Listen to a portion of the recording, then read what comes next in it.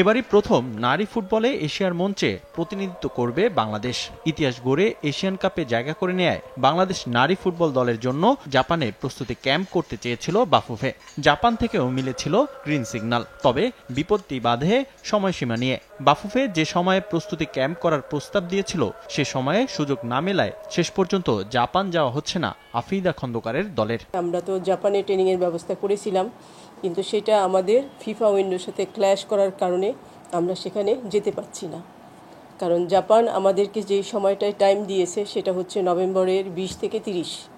তো এই সময়টা যেহেতু আমরা ফিফা ট্রাইনেশন করব ঢাকাতে, আমাদের ফিফা উইন্ডোতে ক্ল্যাশ করে। জাপান সফর বাতিল হলেও নারী দলের বিশেষ ক্যাম্পের ব্যবস্থা করেছে বাফুফে। চট্টগ্রামে কোরিয়ান ইপিজেডে 20 দিনের এক্সক্লুসিভ ক্যাম্প করবে পিটার বাটলার বাহিনী। আমরা মেয়েদের জন্য একটা এক্সক্লুসিভ ট্রেনিং এর ব্যবস্থা করেছি 20 দিনের জন্য চিটাগাঙে।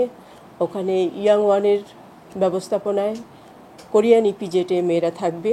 সেখানে আজকে থেকে 16 তারিখ পর্যন্ত ওরা থাকবে এবং ব্যাক করবে 17 তারিখে। সেখানে জিম, মাঠ, খাবার, থাকা সব কিছু মিলিয়ে ওরা ওখানে ভালো ব্যবস্থা আছে, মাঠও আছে।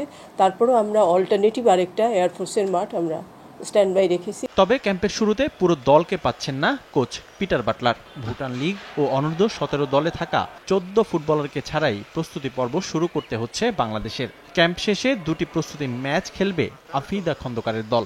বাফুফের স্কোয়াডে নেই সাবিনা, মাসুরা, সঞ্জিদা, কৃষ্ণা, সুমাইয়ারা। এশিয়া কাপ খেলেছিল 8 জন, আর এর বাইরে আছে আপনার স্বপ্না গিয়েছে, আরও কিছু প্লেয়ার আমাদের এখান থেকে খেলার জন্য গেছে। এই সব মিলিয়ে 10 জন। না, তারা নেই, তারা বাদে। না, তারা স্কোয়াডে নেই। আমাদের প্ল্যান আছে দুবাইতে 2টা ম্যাচ খেলবো আমরা, ইউএইর সাথে এবং সিরিয়ার সাথে। ঠিক আছে, ওই দুবাইতে 2টা ম্যাচ খেলে ওরা জর্ডানে যাবে।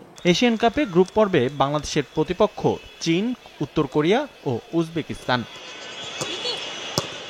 রিফাতুল ইসলাম মিরন, সময় সংবাদ, ঢাকা।